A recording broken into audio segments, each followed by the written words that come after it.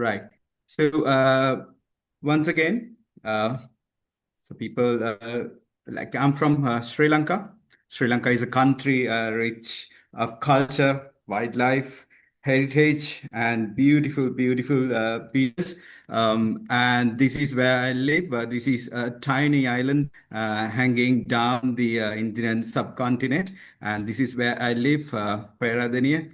And I'm teaching in one of the most picturesque universities in the world. Generated. They are real pictures. And the dental hospital or the university dental hospital is off the faculty. And this is our Able dental to hear faculty me? at the dental hospital where I work. Okay. So let's move on to the proper topic or the proper talk today. It's about oral cancer and nutrition. So let me first briefly take you through the oral Good evening. cancer in Am I global audible? and Sri Lankan context. Okay. So lip and oral cavity cancer is considered one of the most commonest cancers globally. It lies in the 16th position in the global ranking. When it comes to cancer mortality, that lies in the 15th in the rank of oral mortality rates, complete mortality rates from all types of cancers. And if you check this heat map demonstrates the cancer incidence of each continent or each country in the world. So there are two separate maps for males and females. If you check the darker areas where we have the higher incidence rates, now Asian subcontinent where we all live has a darker shade compared to other areas. If you see certain other areas where you have a darker shade, but still South Asian continent where we are all from has a darker shade. So it's a disease of South Asia. So moving on, so if you see the rates, they're really high in Southeast Asian subcontinent specifically, where we all live: Sri Lanka, India, Pakistan, Bangladesh, Nepal. So just check the rates on the right side at the table. Okay, now I'm moving on to Sri Lankan scenario. That is, in Sri Lanka, it is the second most common cancer among both genders, and commonest being the breast cancers. But cavity cancer is the commonest cancer among males. When it comes to female gender, it is ninth commonest. Not that common in among females, but in males, that's the commonest cancer and commonest cancer we suffer from. So when we are looking at numbers, we are seeing about 3,800 cases a year in Sri Lanka. So this is the latest GloboCan data or cancer observatory data. We see about 2,800 cases, 3,800 cases a year. And this is a disease of elderly, I would say. If you see the graph, the incidence rates sharply rise beyond 50 years, and it's at the peak when it comes to 65 to 70 years. So on the first top graph.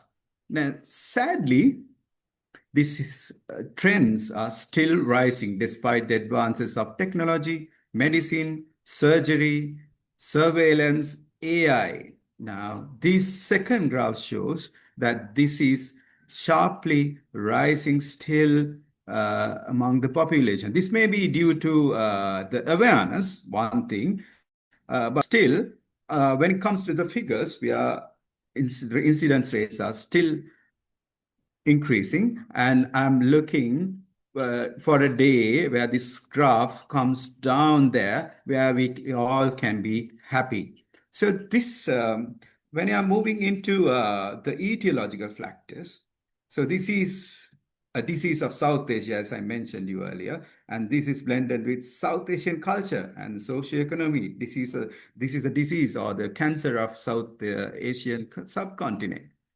I can divide the risk factors of oral cancer into two different entities. One is modifiable risk factors, where we can alter, intervene, we can stop these habits of our own.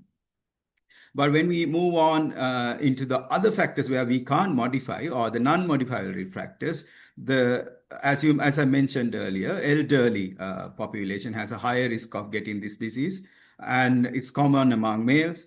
There are papers suggesting there's a genetic predisposition and some chronic conditions, right? Oral cancer always, 99% of the oral cancer has a precursor stage or oral potentially malignant disorder, a white patch, or maybe a red patch, or maybe a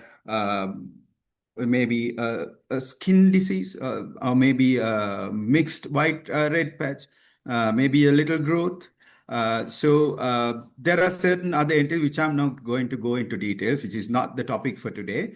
And sometimes the immunosuppression, where it has a huge role in immunosuppression in cancer etiology.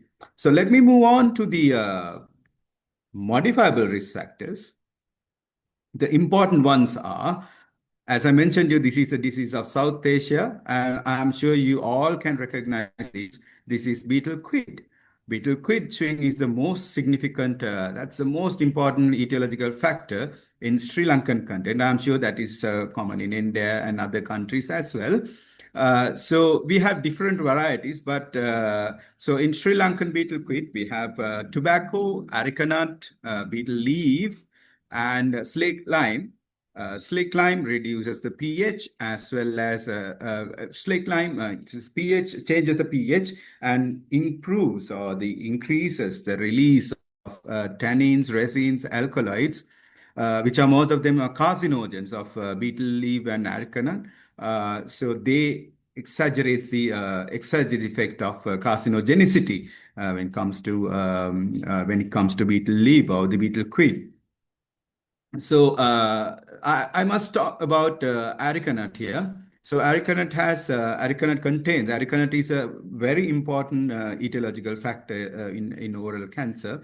So areca nut, there are certain areca nut products as well, apart from betel quid, which I'm going to talk in a minute. So next is smoking.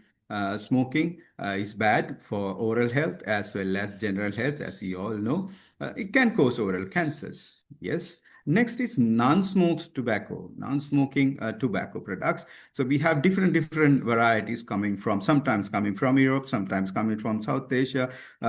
So these products contain tobacco with mixed with certain other contents or the certain other ingredients, maybe flavored, maybe non-flavored, maybe raw, but they all cause oral cancers, and this is considered one of the most important etiological factors.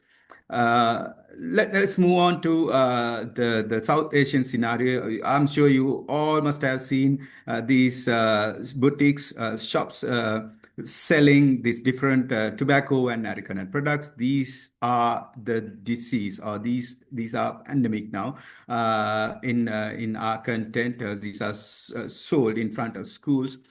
These contain oral cancer causing tobacco, areca nut, and tobacco areca nut products commercialized, maybe value added, I would say, right? Value added products, right? The last one, not the last one, but not the least, the alcohol.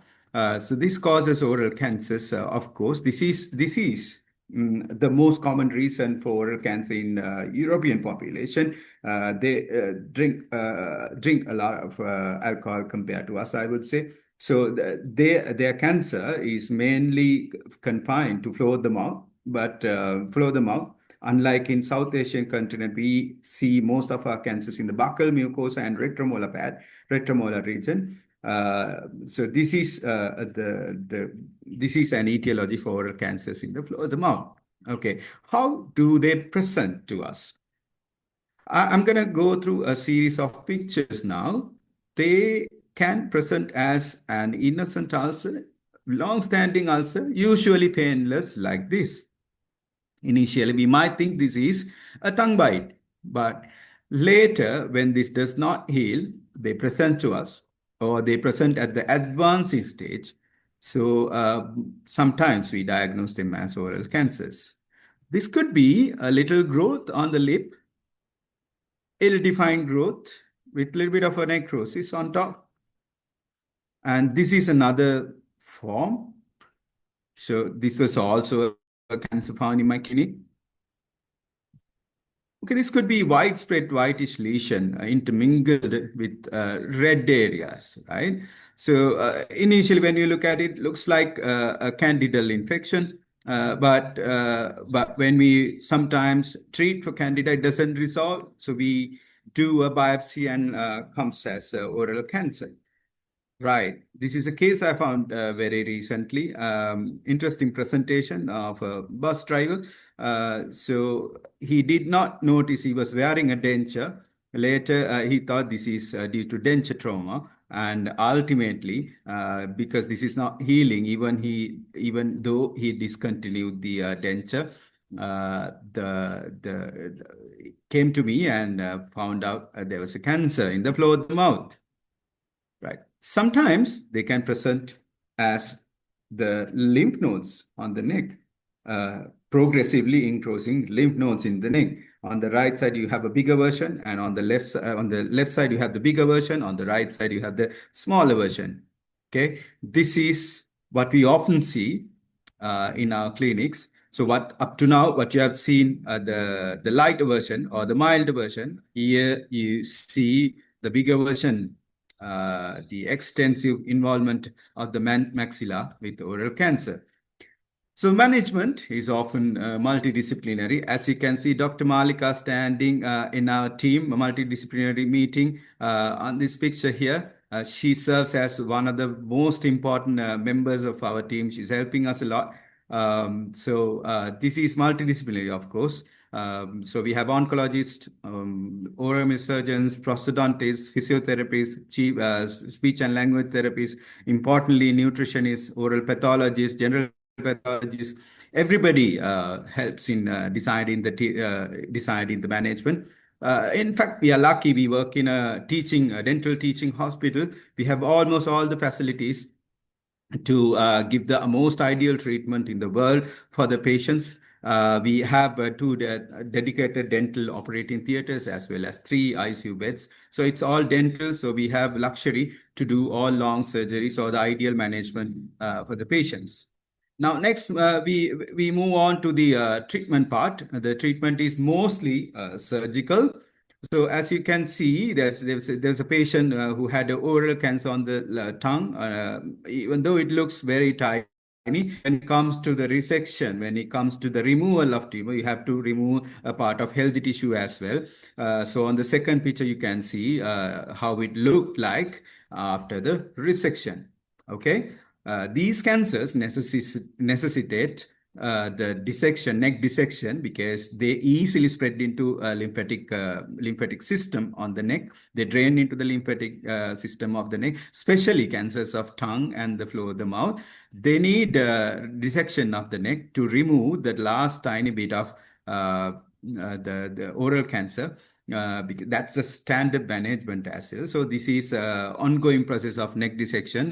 During these pictures were taken during a neck dissection, where we remove all lymphatic tissues because if you have the lymphatic dissemination or metastasis into the neck, that reduces the survival by 20%, by 50%, 5-year survival by 50% in these cases.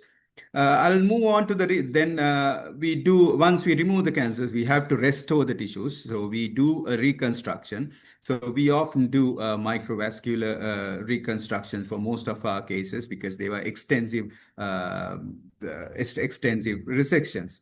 So this is how we work.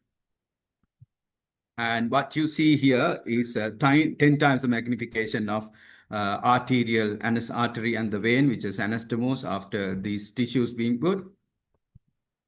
Okay, this is how it looks like after the surgery.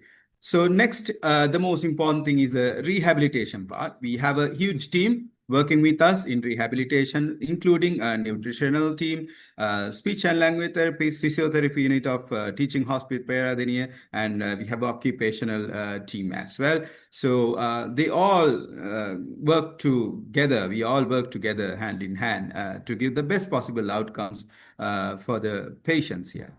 Right.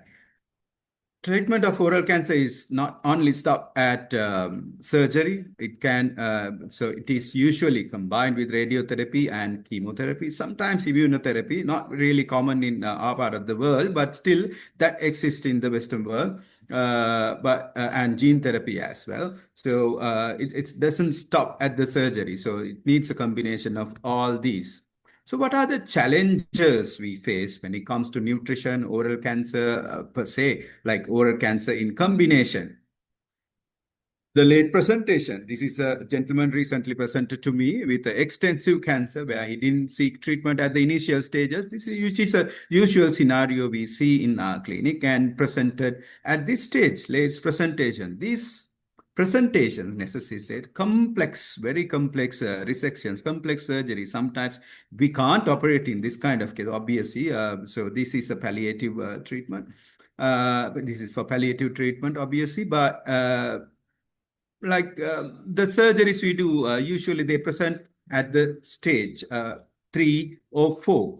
Now, if you check the data, Sri Lankan data, they usually present at the more than 60% of the cases present at the stage 3 or 4, where we need complex surgical management. Right. Now, what are the preoperative difficulties and challenges we have? So when it comes to the nutrition, there are mechanical barriers and the functional obstacles for nutrition in oral cancer patients. Tumor itself may limit the mouth opening. Spread of tumor may limit the mouth opening, which is a very difficult scenario when it comes to oral feeding. And they often complains of dysphagia or difficulty in swallowing. The other complaint they make. The cancer towards the latter part, oral cancer, when it starts to cause pain, even though it is initially painless, when it starts to cause pain, the pain is intense and it is really difficult. So they can't eat, they can't swallow. So they have to be on a liquid diet. When they come to us, they are starved for long, and we are always starting in a bad wicket. Right. So many patients, this is the disease of poor. The many patients comes from rural working class background. So they come with a pre-existing anemia and low serum albumin levels, of course. And on top of that, they are starved for a long time. All these factors in combination impairs the immune function and tissue healing. More than anything, they have a psychological barrier. They are depressed of what is going to happen to them next. So they have a major surgery ahead. So they're anxious. So that will all alter the surgical outcomes, or that will affect the surgical outcomes. In fact, because of the immune mediators or the inflammatory mediators, they lost their appetite. They are poorly compliant for our treatment. Often we have to struggle a lot to get them to follow our plan. Often intraoperatively. So when it comes to surgery, as I mentioned, they often present at stage 3 and 4, and they often necessitate extensive resections, very wide, large resections involving tongue, involving mandible, involving maxilla, and neck dissections. They cause a lot of morbidity to the patient. If you don't reconstruct them, if you don't rehabilitate them, so they are going to end up with lots and lots of complications, and that will So resections of mandible, maxilla often challenges the nutritional management of the patient.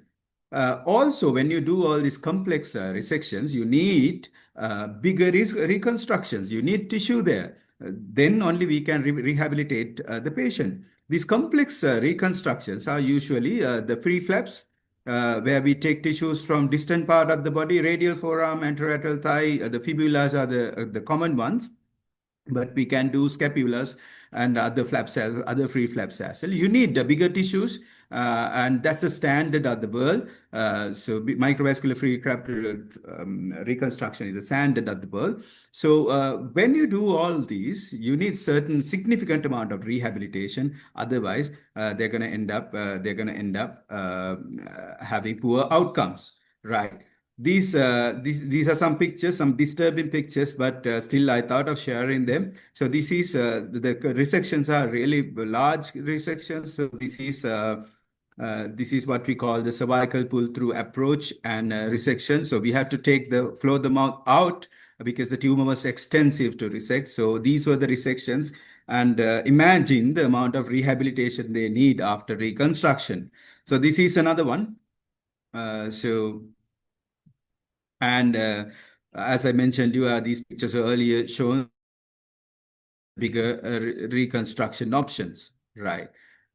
The other challenge we have is airway. So usually after this big surgery, they need a temporary tracheostomy, maybe sometimes permanent.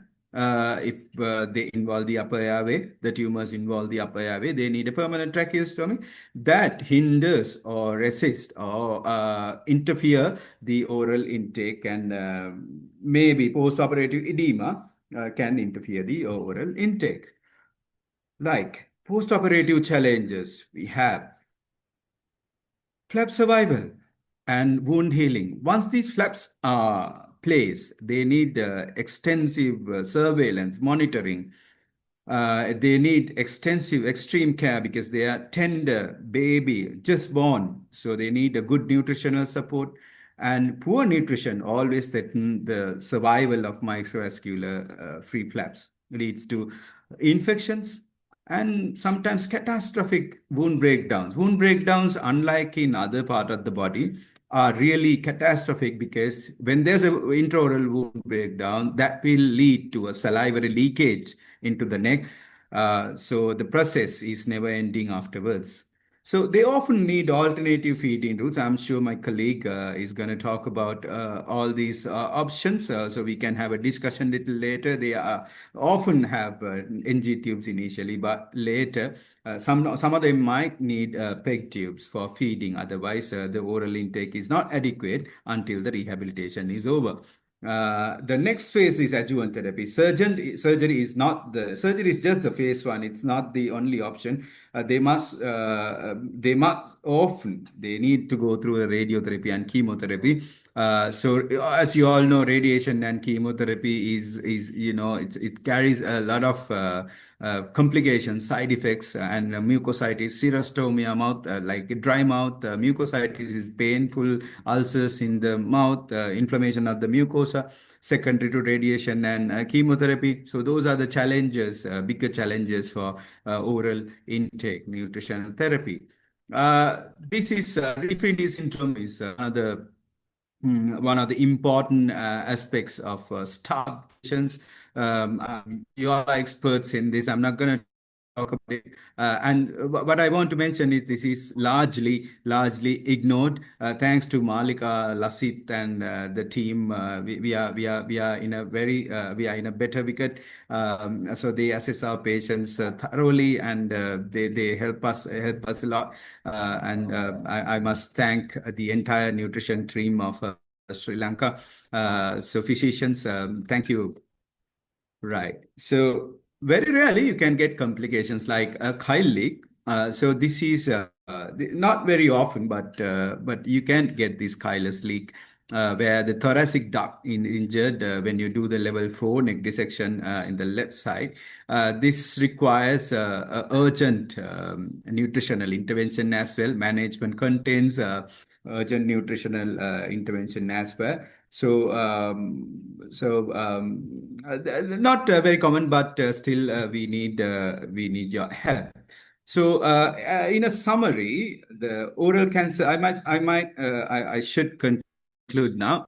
So, oral cancer is a common disease of South Asian subcontinent. So, it often requires multimodal treatment, including surgery, radiotherapy, and chemotherapy.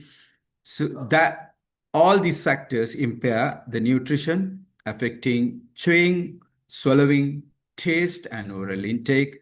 So malnutrition is a common complaint of these patients, and early nutritional intervention is essential for optimal pain management. Now I might wind up my speech. Let's move on. Thank you very much. Good evening, all. Regarding the exact title, what has been mentioned on the flyer, there is little bit of changes in what I'm going to present it. However, I can take the questions regarding the timing or probably the choice of enteral nutrition. So what I'm going to actually speak about is from scalpel to sustenance and integrating surgery and nutrition in oral cancer care, which includes all enteral nutrition concerns as well. So before proceeding, I always keep saying that we need to understand the cancer cell behavior and what happens during cachexia, what is the cause of it, and how we can address this particular dangerous situation, that is the inflammation. However, we know cancer is an inflammatory disease, but inflammation in its peak, what happens to these patients? So this is going to lead us to the dietary plan. I always keep on saying one more thing is like even though brain is the most powerful organ of our body, once there is a tumor supersedes brain. It means that it becomes more powerful than the brain. Why is it so? It defies brain's orders and starts sending wrong signals to the brain and making such a kind of an environment where certain kind of cytokines which are not required are being released in excess. Under normal circumstances, there will be a limited release of cytokines, which is a natural process for the inflammation. But here there is a reaction which is slightly overboard and which is going to harm the patient. The cytokines, even the lymphocytes, macrophages, TNF alpha, IL-1/6, and all those things, they do travel from the circulatory system and they start damaging the organs. In what way they do so? So IL-6, we all know it increases inflammation, and we know that IL-1 is the one which is going to increase the plasma concentration of the tryptophan. So why we should be concerned about tryptophan? Tryptophan is the one which is the result of the which results in increase of serotonin. That is the conversion from tryptophan to serotonin is much higher in these cancer patients. Is it really harmful for these patients regarding the conversion of tryptophan to serotonin? Let us see for that. Another couple of minutes you will come to know. What does the TNF alpha does? TNF alpha is the one which increases the gluconeogenesis, lipolysis, and proteolysis. It means that this is the most dangerous kind of cytokine which is going to convert all your macronutrients into the waste kind of a product. Why I did mention about like a waste product? Whatever the glucose is stored in our body or whatever the glucose is being consumed, that is a carbohydrate which is being consumed, it is being not utilized in the right perspective. And even when there is a resource which is available, that is if the patient is still eating, the body is producing glucose through the process of gluconeogenesis, which is normally to be happened when carbohydrate is not available through the diet. But here, whether it is available or not, there's an increased gluconeogenesis happening. Lipolysis and proteolysis, whatever the fat and the protein reserves are in our body, that is also getting broken down. And who is doing this one? It is the TNF alpha which is going to do. What is the goal of this TNF alpha and IL-1/6? The main goal is for them is to enter the brain by breaking the glycogenase brain barrier. So it is not that easy to enter brain. That is the reason why some patients enter into the cachexia phase and some patients do have a resistance and on the verge of getting into the cachexia phase. But probably at the right time, when we deal with the patients and right kind of nutrition and advice, that is the counseling is done effectively, we can prevent this situation. So once these cytokines break the barrier and enter into the brain, that is how they start working out on a cachexia. It is induction of cachexia, I would say. So endothelial cells act as a receptor to this TNF alpha, and the resultant is over here, there is an increased concentration of tryptophan. Probably one may also ask about, do we really need to eat do we really need to avoid the food which has a lot of tryptophan? As of now, there are no guidelines, there are no studies much being done on this one, but there are very few studies which have spoken about restriction of tryptophan in the diet to prevent cachexia. But let us not get confused over here, because it is not going to be that easy restricting tryptophan, because it comes from all the protein sources, and when we are talking about high protein, it's not possible to remove tryptophan and give the rest of the amino acids. So let's come to the topic of discussion, that is increase of tryptophan. And when there is an increase of tryptophan, that gets converted to serotonin. Serotonin, even though we know that it acts as a happy hormone or something like that, how we do describe it. But serotonin over here, when the inflammation is too high, it actually induces anorexia. So the anorexia, and again over here, the patient doesn't want to eat anything, but serotonin, because we know it induces a happy mood, and it always try to eat more of sweet kind of a thing. So this is how it is going to impact the one who doesn't want to eat food but is carb craving and would like to eat something which is sweet or something which is rich in carbohydrate. So serotonin is the carb craving element which increases the consumption of carbohydrate.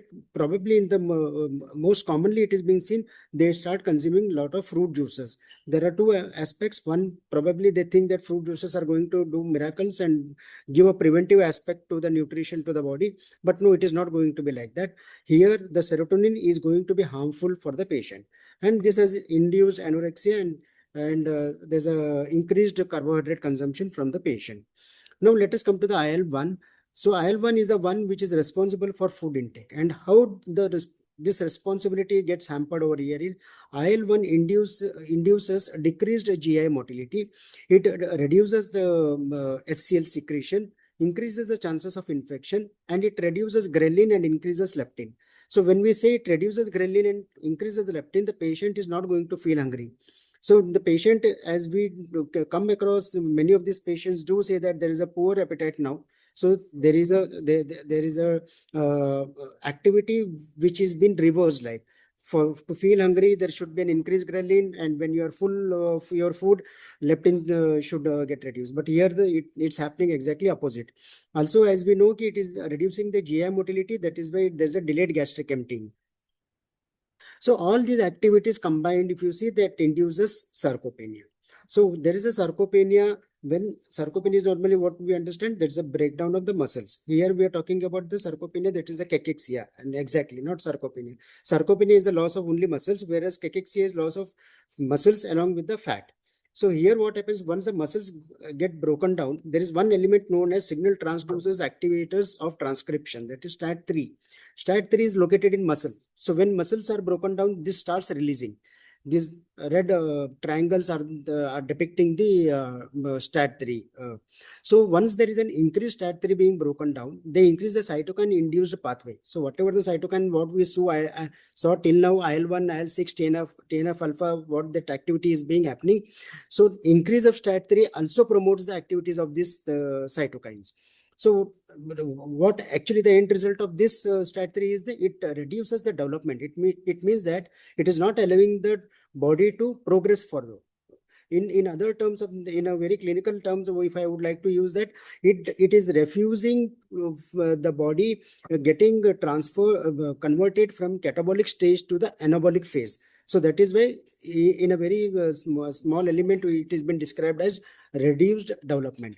So there's a reduced development, there's increased proliferation, there's increased differentiation. It means it is not homeostasis. The homeostasis has been disturbed. So everything is going haywire. So even this is also contributing to the sarcopenia. So when there is a sarcopenia, we normally come across patients telling that they do get fever at certain times. So in what way this has been interpreted, let us understand. So when there is a sarcopenia, there is an increased resting energy expenditure, specifically in pancreatic and lung cancers, and it is not seen in colon and stomach cancers. So I did mention about the experience fever occasionally. So this is nothing but the thermogenesis. What does the thermogenesis mean over here? The body to keep itself warm, there is an increased effort put by burning the fat content of the body. So here, if you can recollect the two types of fats, one is white adipose tissue and the second one is the brown adipose tissue. So the brown adipose tissue is actually utilized to keep the body warm, whereas the white adipose tissue is actually used when we are not eating anything and when we are starving. That time the white adipose tissue acts as a reservoir or acts as a store to be utilized as energy. Here what is happening is that the white adipose tissue gets converted to brown adipose tissue, and brown adipose tissue is utilized just to keep the body warm. It means that you are spending your currency to buy unnecessary kind of a thing. So you are going to be becoming more and more poor because your money is getting waste over here. When I say you're becoming more poor, it means that you're losing more muscles and more fat reserves over here. So this thermogenesis actually increases catabolism and reduces anabolism. So this is how a cancer cachexia does happen. Now, this complexity we understood. This complexity is normally being seen in head and neck cancers and the GI cancers, whereas in hematological cancers or probably in the pediatric cancers or the breast cancers or gynec cancers, such kind of activities are found very less, in a very rare cases. So now coming to the management of this one, yes, the patients undergo the surgical process, and we all know there's a prehabilitation is the one thing which has to be really timely and it has to be very aggressive. And when the prehabilitation has to start immediately after the diagnosis or probably within 24 to 48 hours after registration at the hospital or getting admitted at the hospital. By doing screening and assessment at the earliest possible time, we can catch up these patients who are into the pre-cachexia area and they have not yet entered into the cachexia region. So these patients, if aggressively being counseled and aggressive nutrition is being recommended and the compliance is really good, yes, the surgery result is going to be good. The ICU stay will be less. The reconstruction, normally these patients do undergo a lot of reconstructions, all head and neck cancer surgeries. So the reconstruction has to be again very effectively being maintained, and there are many other complications which come along with this reconstruction. Probably the tube feeding and may require the swallowing therapist interventions, and many more things are going to getting complicated over here. Probably after few days or few weeks, the patient enters into the radiation or a chemoradiation regimen, and then thereafter the recovery and the rehabilitation and the survivorship does come into this journey of the cancer patient from diagnosis to the survivorship. All those four elements, that is the nutrition risk, the metabolic stress, the muscle loss, and the feeding challenges, they go hand in hand. Every phase has a different challenges. At the time of diagnosis, we just have to see because the patient is complaining the reduced food intake, there's an early satiety, the patient is not able to swallow the food because of the tumor presence, and there's a lot of anxiety and depression. So the same thing of the issue of feeding are not existing as we move ahead with the journey of the patient.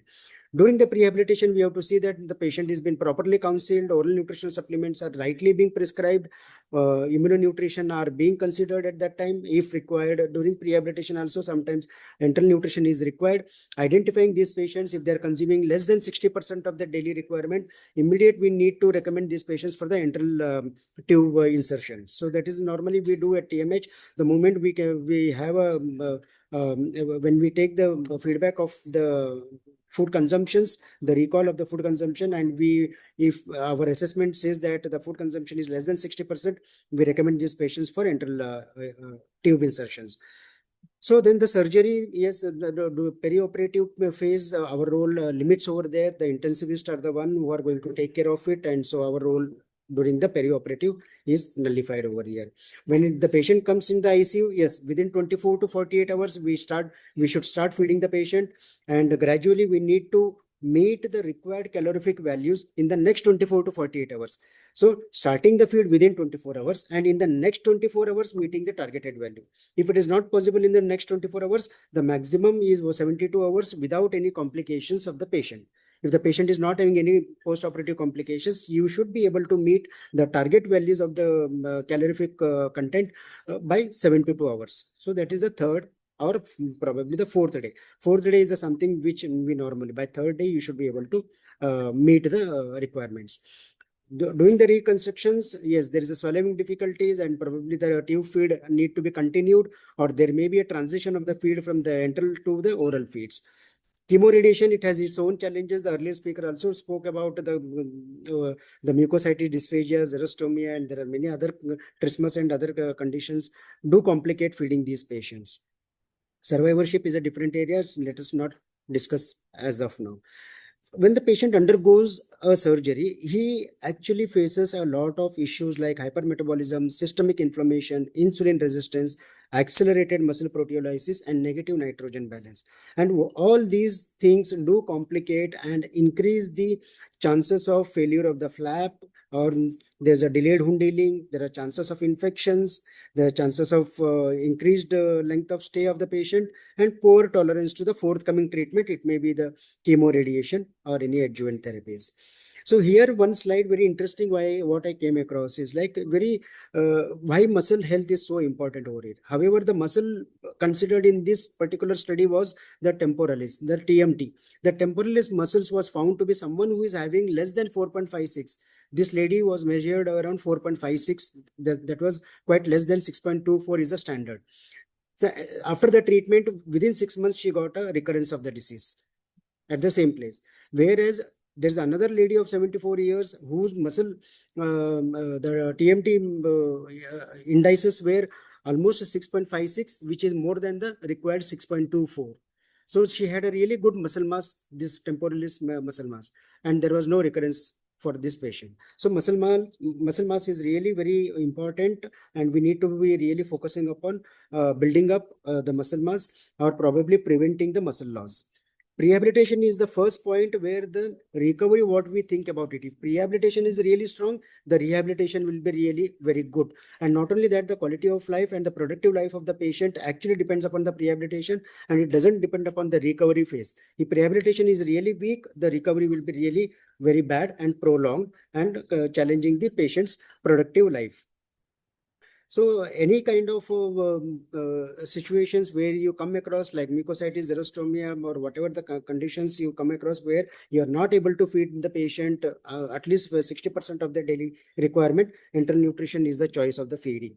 And if enteral nutrition is still not able to be compliance enough and is not able to meet 60 to 80% of the daily requirement, supplemental parenteral nutrition can be the choice you can look after. There are few cases what I have shortlisted for this presentation, very interesting one. However, they are all 3 to 4 years back, but they do give a lot of understanding how to handle the oral cancer patients. This is a case of a 26-year-old male. At that time, he was 26. He's still surviving and probably is now 30, 31 years. There was a tooth extraction 4 months back, and they suspected to be cancer after the extraction of the tooth, and he was diagnosed as moderately differentiated squamous cell carcinoma. MRI suggested destruction of hard palate and superior alveolar arc on right side of the anterior posterior lateral wall. The presence of edema reaching the zygoma with upper right side, right alveolus, and the final diagnosis was total maxillectomy. The treatment decided was total maxillectomy. What does the total maxillectomy means to the ones who don't understand the anatomy in a good way? The total maxillectomy is the what you can see, the area which has been darkened, the entire portion to be removed. And this was the guy who was diagnosed. You can see how the things changes, how he was. And when he came to me to the clinic, he was in this position. He was not referred to us during the perioperative phase, or rehabilitation was not that really well practiced during those days. This is 21, 22 I'm talking about. So this patient came accidentally by asking that if I go to the nutrition clinic, they will give me some protein supplements. So that is the reason why he came. And this is how he was looking at that time. Patient was depressed, low mood, loss of interest, depressed, sleep distraction, lack of motivation and engagement, and poor self-care. Father expressed a lot of concern. He was referred to oncopsychology counseling on 22nd August 2022. This is the exact extraction of the notes. I have not acted upon any kind of modification on this slide what is being seen. This is the exact extraction of the file notes what was recorded by the psychologist. After the counseling by the psychologist, you can see at this time, you can see his status, what he means I will win, not immediately, but definitely. So the confidence has increased over here, and he started, trying to put more effort in management for his own management. So, as on 23rd 9th of 2022, the weight increased from 58 to 61. There was a progress, but here at that time, we were not talking about the muscle mass over here. But this patient, when he reported to us, he was on a trend of losing the weight. So, an aggressive diet with motivational counseling and with the recommendation of 1.5 grams of protein with 2 grams of omega 3 fatty acids, and along with the exercise was advised. And this patient happened to be, as you can see, after a few months how he was looking. And he thereafter, I think after 3 or 4 months, he got married, because he was already engaged by the time he was when he was actually diagnosed. So the engagement was already done, but the marriage was stalled, and after he recovered from this, he got married, and now he has one child. The second case is of the here, what emphasis we did was the good amount of protein with omega 3 fatty acids and the exercise and the psychological counseling. Now, coming to the second case, this is the lateral border tongue carcinoma, a 22-year-old female from urban Bhopal area and a sedentary lifestyle, and she was a student. And on 28 December, she underwent 2/3 of the glossectomy with modified radical neck dissection and reconstruction done with left free arterial lateral thigh flap. I may be really fast, but the pictures will describe you much better way. On 2nd of January by 2017, this is almost after 1.5 2 months, she was taken for exploration in view of venous congestion of flap with a debridement of fault and pectoralis major myocutaneous flap and split thickness skin graft failure. So here what happened is, like, when after she underwent the surgery, the flap was not accepted by the body, and the wound was not healing over here.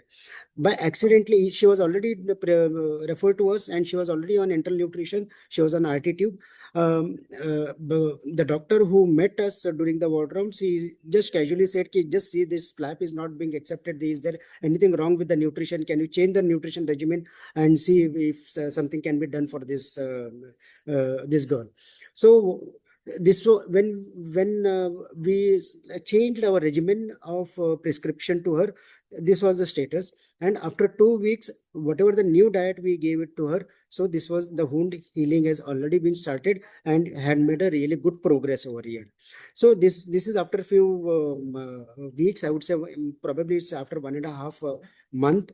This is at her home, she was found to be like this. So what we did with this one, the same kind of omega 3 fatty acids and the immunonutrients, what we focused on over here. The immunonutrients consist of arginine, omega 3 fatty acids, glutamine, and fructooligosaccharides. All these elements, actually, it was a trial and error kind of a thing. There were no guidelines for that purpose, but when we changed the formulation from the standard to an immunonutrient one, so what miracle we could see for this girl was really very inspiring. The third one, what you can see, is a 66-year-old, this man who underwent the surgery of upper lip with marginal mandibulectomy with reconstruction of nasolabial flap reconstruction on 12th March 2016. Now, this patient, if he starts eating orally, there are high chances that the patient will have infections. The wound is open, it is not yet healed, and it's in the process of it. So this patient was fed by using a straw, but not by enteral nutrition. No PEG, no NGT was inserted. He was advised just to go for a soft edged straw, and anything you can take it. It can be slightly thicker in consistency, liquid, but see that again, it has to have a good nutrient dense thing. Here also the content was omega 3 fatty acids and the good amount of protein, what we focused upon, and this is how the transformation it did. I don't have the post photograph of this patient because he stayed somewhere else and he didn't report us back. So unfortunately, I don't have a follow-up note of that one. So IPN India has head and neck cancer management guidelines, and if anyone is interested, they can visit the Journal of Nutrition Research and look out for head and neck cancer management guidelines, and what all has been covered in that one. It's screening, assessment, and avoiding preoperative fasting, immunonutrition recommendations. It also includes oral enteral to start within 24 hours, keep an eye on the glycemic control. It talks about reaching the target values in the next 24 to 48 hours, how Kyle's leak has to be managed, fat restriction when needs to be considered, to what extent fat restriction should be there, and when to go for a total parenteral nutrition during Kyle's leak. Then why physical activity is more important for these patients and the multidisciplinary approach. However, it's a lengthy presentation, so I just enlisted few of them. But if anyone is interested in going through the management, are most welcome to access. This is freely available. Thank you so much.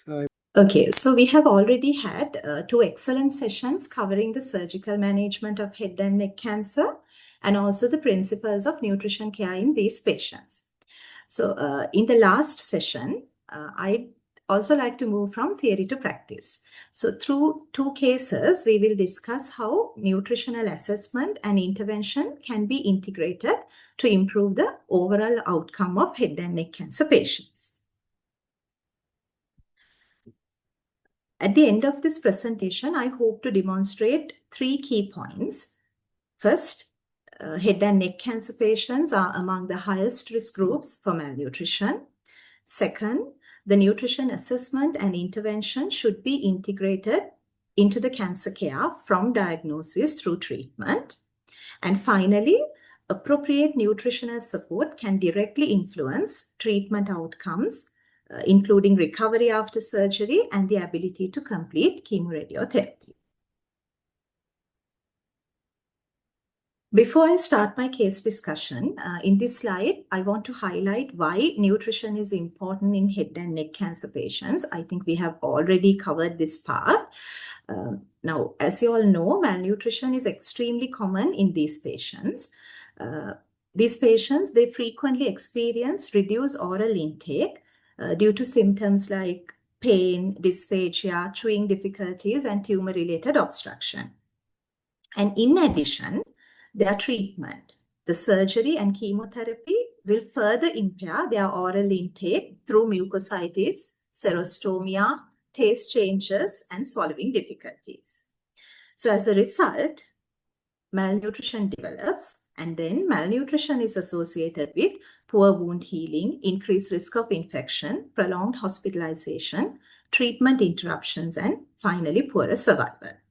Therefore, nutrition management should be viewed as a therapeutic intervention rather than simply supportive care. So our first case focuses on a patient with recurrent oral cancer, highlighting the nutritional challenges that arise during disease recurrence and treatment. This was a 64-year-old male patient diagnosed with moderately differentiated squamous cell carcinoma of the left alveolar ridge about 6 months back. And initially, he underwent a wide local excision of the tumor. That was about 5 months ago. As adjuvant radiotherapy was planned, a prophylactic gastrostomy tube was inserted in anticipation of future feeding difficulties. However, before radiotherapy could be started, he developed a local recurrence. And this time, he was admitted for left partial maxillectomy and was referred to the nutrition team on post-operative day 3.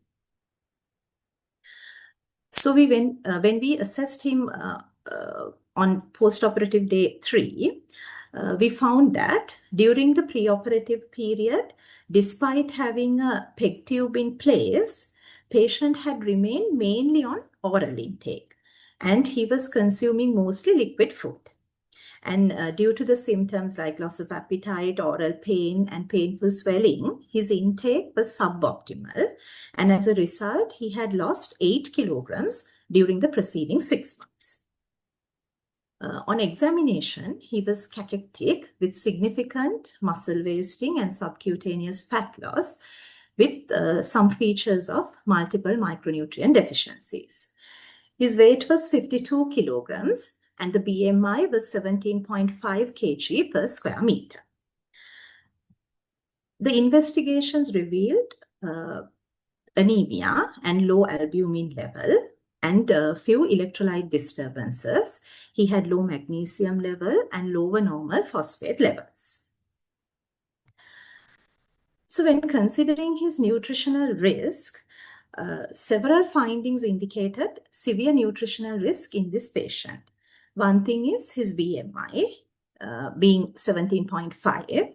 And more than that, more importantly, he had lost 13% of his weight over the last 6 months.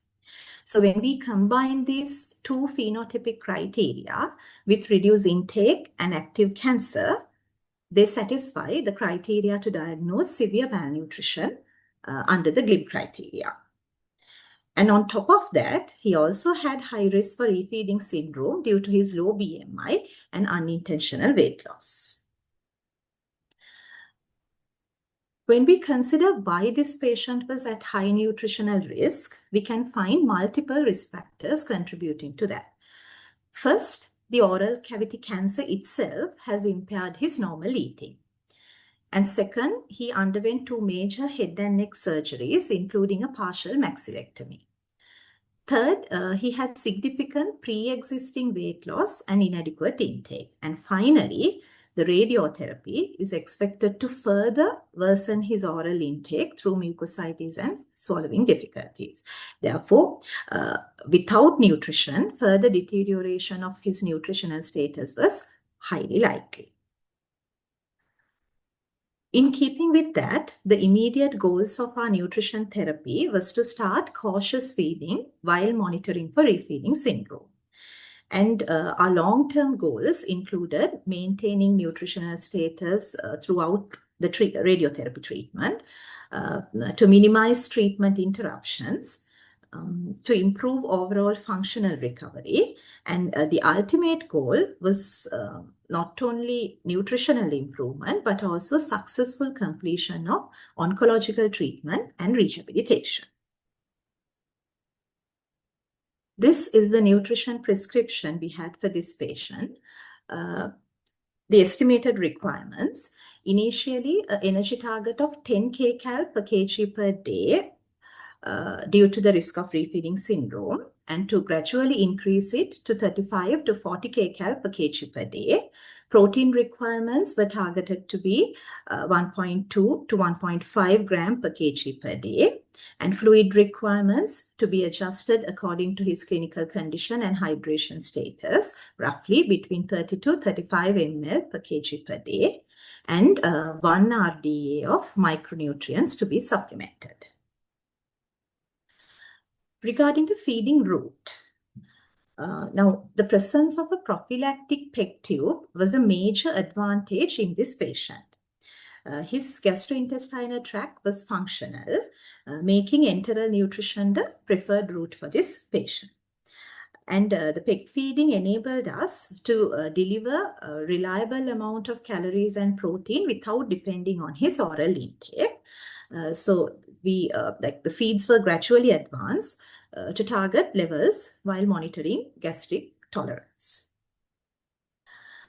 Looking through his feeding regime, on post-operative day 3, he was started on standard polymeric and whey protein formula, delivering 10 kcal per kg per day.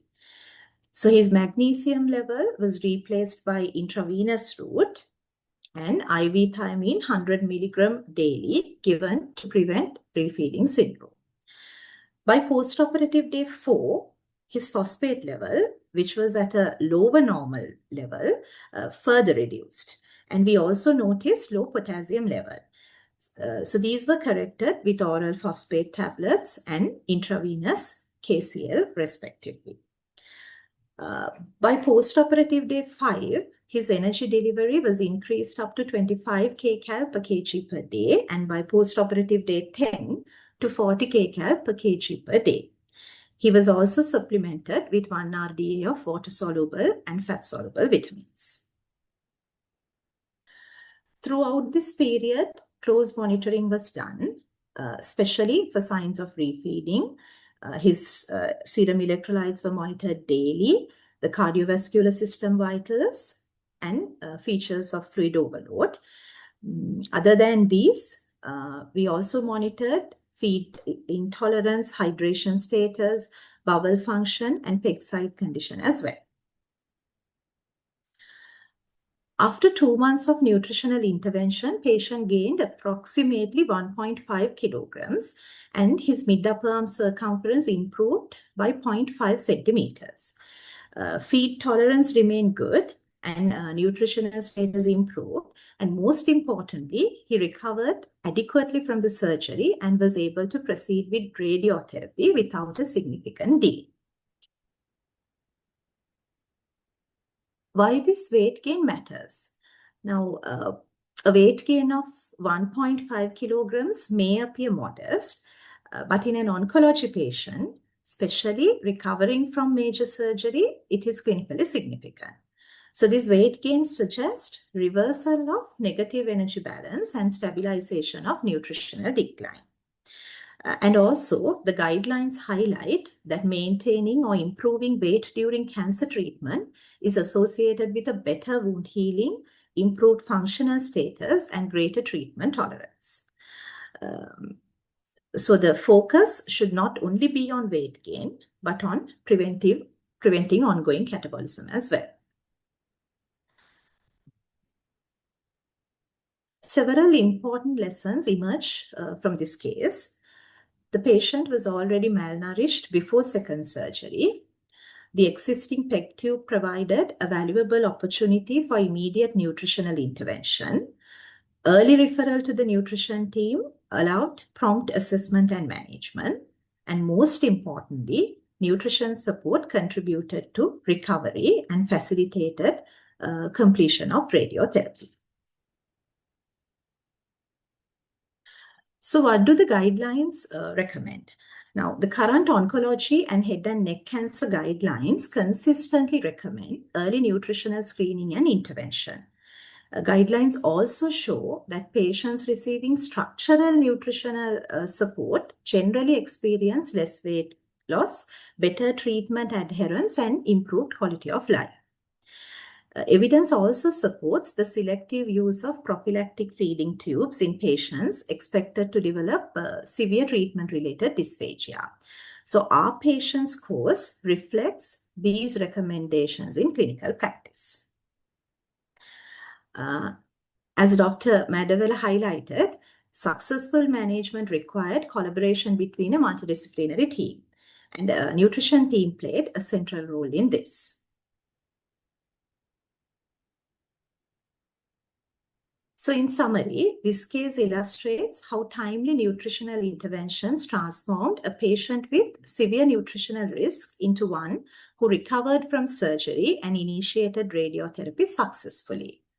So the key message is that nutrition is not simply supportive care in head and neck cancer, but it is a critical component of treatment that can directly influence clinical outcome. Moving on to our second case, this is about a patient who developed cervical chyle leak following total thyroidectomy and how nutritional management supported her recovery.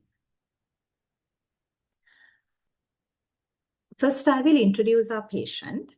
This was a 37-year-old female patient diagnosed with papillary carcinoma of the thyroid who underwent total thyroidectomy.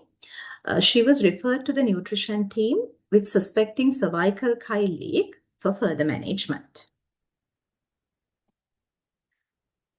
Following thyroidectomy on post-operative day 1, she was started on a semi-solid diet as per the routine post-operative protocol. On post-operative day 2, the surgical drain showed a milky white appearance, which raised the suspicion of a chyle leak. Then she was referred to the nutrition team on the same day. The drain output, if we think about the volume, the drain output volume, which was 275 ml on day 1, increased to 460 ml on day 2. So this suggests an active chyle leak. Therefore, early nutrition intervention was essential to reduce the chyle production and support her recovery. So what do we know about chyle leak following neck surgery? As mentioned before also, this is a rare but clinically significant complication. It occurs due to injury to the thoracic duct or one of its lymphatic tributaries during surgery. although uncommon, there's a reported incidence of about 1 to 3% in the literature. And chyle leaks are seen more frequently following left-sided neck dissections because the thoracic duct usually terminates on the left side of the neck. So why is this important to us? Like, why is it important nutritionally? Because now with chyle leak, there will be loss of fluid and electrolytes leading to fluid and electrolyte imbalance, then protein depletion, loss of fat-soluble vitamins, and also lymphocyte depletion. So all these can delay wound healing process and prolong the recovery of these patients. So if I ask, what is chyle? And to answer that question, we need to recall our knowledge regarding the lipid digestion and absorption. Now, this figure, what I have shown in this slide, shows the composition of dietary fat. So, if we look at the composition of dietary fat, triglycerides make up to about or more than 90% of the fat we eat. And the triglyceride molecule, which is shown here, has a glycerol backbone attached to 3 fatty acid chains. These fatty acids could be short chain, medium chain, or long chain, depending on the number of carbon chains. This figure illustrates the normal digestion and absorption process of dietary fats. If I begin with the first picture, now fat digestion begins in the mouth with lingual lipase, and it continues in the stomach with gastric lipase. So both lingual lipase and gastric lipase mainly act on the short and medium chain fatty acids. But the majority of the fat digestion occurs not in these areas, but it occurs mainly in the small intestine. So first, the bile comes to the small intestine. When the bile comes to the small intestine, the bile salts, they emulsify the fat, and then the pancreatic lipase breaks down triglyceride into fatty acids and monoglyceride. So these, they all combine with bile salts to form micelles, which are then absorbed by the intestinal cells. Now, inside the intestinal cell, long-chain fatty acids are reassembled into triglycerides and packaged into chylomicrons, which enter the lymphatic vessels and travel through the thoracic duct before reaching the bloodstream. That is mainly long-chain fatty acids. But in contrast, the medium-chain fatty acids and short-chain fatty acids are absorbed directly into the portal circulation, bypassing the lymphatic system. Now, why I explain this is, this physiology knowledge is important for us to plan our nutrition management in this patient. When looking at the composition of chyle, in a normal adult, the thoracic duct transports up to 4 liters of chyle per day, which could vary from a volume of 550 ml per day in a fasting state and can even go up to 2.5 liters per day in the postprandial state. The next component is lipid. So lipids constitute 1 to 3% of the chyle. This can also vary from 4 to 40 grams per liter depending on the recently consumed diet. Usually, the triglyceride content is more than the cholesterol content, and also the presence of triglyceride gives the turbid appearance to the chyle.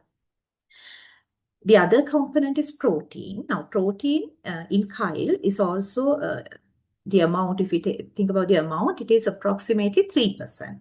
That is between 2 to 6 grams per deciliter, and majority of that is albumin.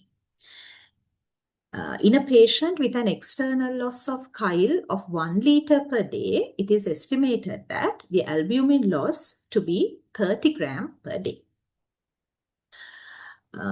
Then electrolytes, the composition of the electrolytes is similar to plasma.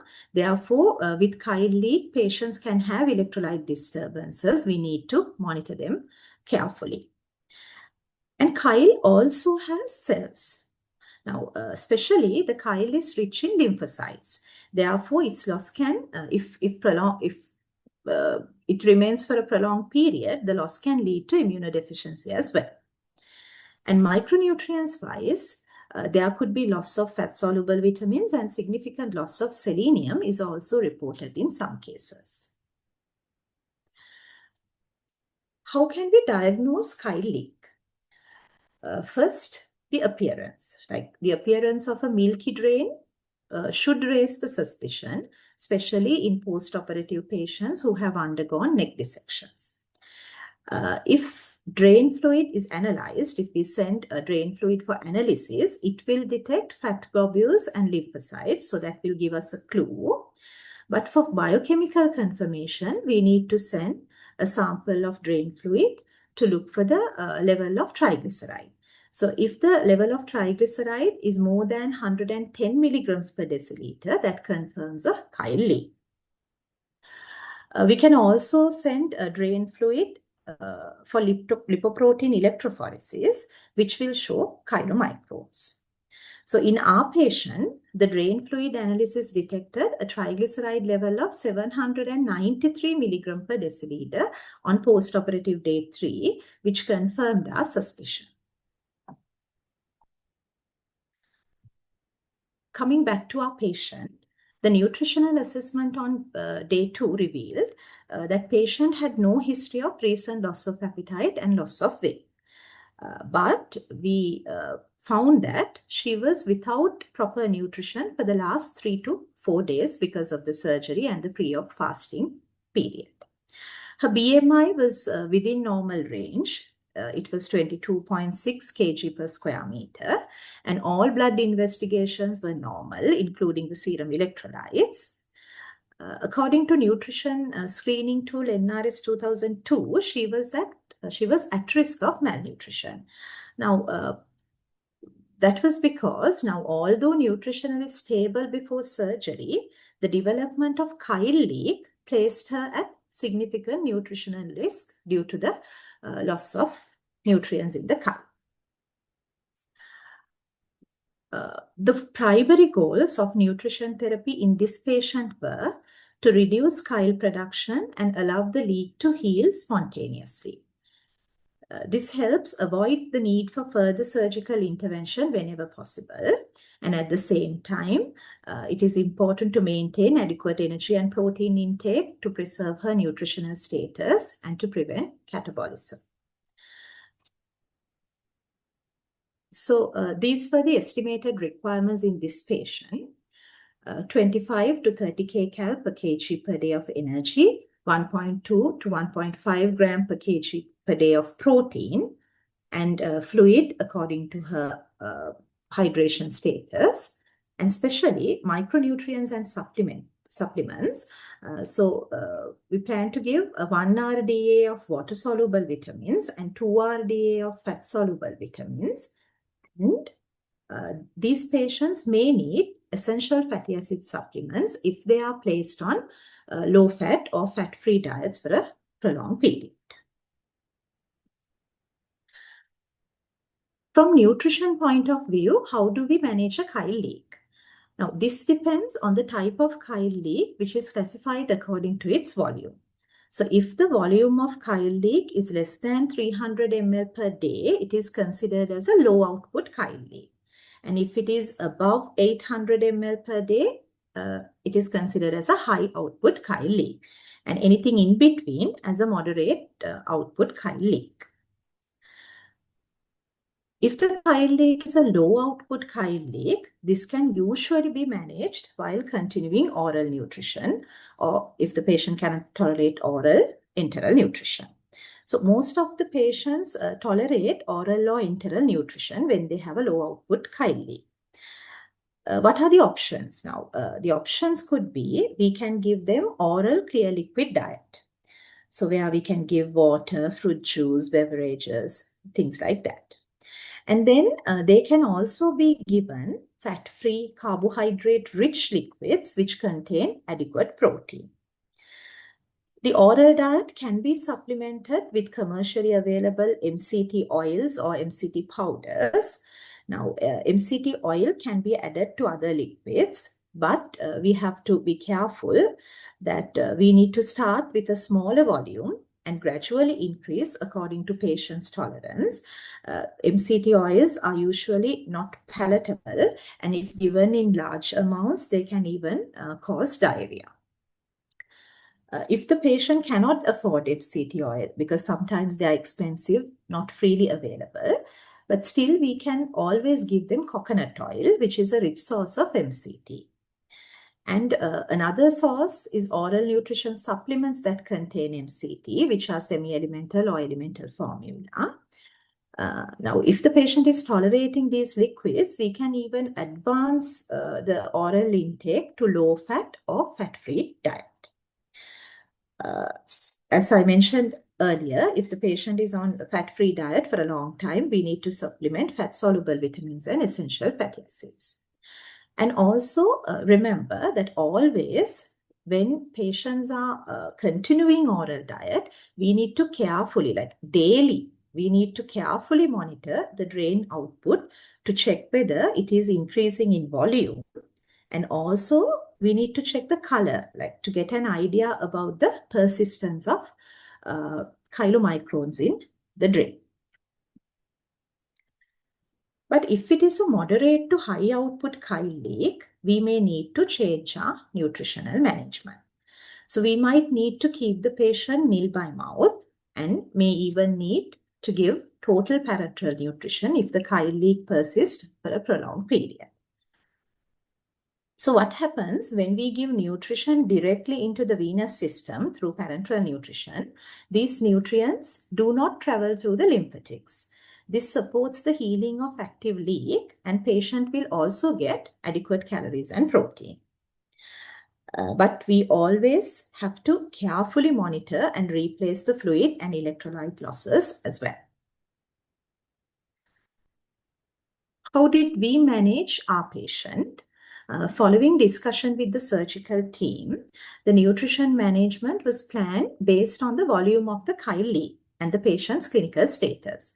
On postoperative day 2, patient had a moderate output chyle leak. And since she was clinically and nutritionally stable, oral feeding was continued with a semi-elemental formula. However, by postoperative day 3, the drain output increased to 850 ml, suggesting a persistent high volume leak. At this point, we decided to rest her bowel and initiate parenteral nutrition. So, what are the indications for parenteral nutrition in this patient? One thing is patient was unable to meet nutritional requirements orally. And the second thing, the expected delay in re-establishing oral diet. And third thing, there is ongoing nutrition losses through chyle leak. So considering all these factors, we decided to start parenteral nutrition. During parenteral nutrition, her drain output and other metabolic parameters were closely monitored. Following initiation of parenteral nutrition, the chyle leak significantly reduced. And by postoperative day 6, we were able to tail off parenteral nutrition, and she was restarted on oral clear liquid. Patient was started on oral diet with MCT oil. We gave coconut oil on postoperative day 7, and after 2 weeks, gradually transitioned to normal diet. This patient had an excellent outcome. She demonstrated progressive reduction in drain output, successful transition from parenteral nutrition to oral feeding, and her nutritional status was preserved, and she was able to completely, we were able to completely avoid the surgical reintervention. Therefore, this case demonstrates that structured nutrition therapy alone can successfully manage selected chyle leaks.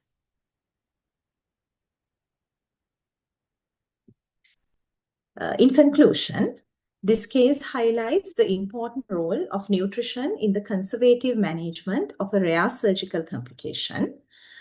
Kyle-Leak is rare, but nutritionally significant complication following head and neck cancer surgeries. Because of substantial loss of fat, protein, electrolytes, and lymphocytes, these patients are at high nutritional and metabolic risk. Therefore, it is always important to recognize this complication early and start appropriate nutritional therapy. Thank you for your attention.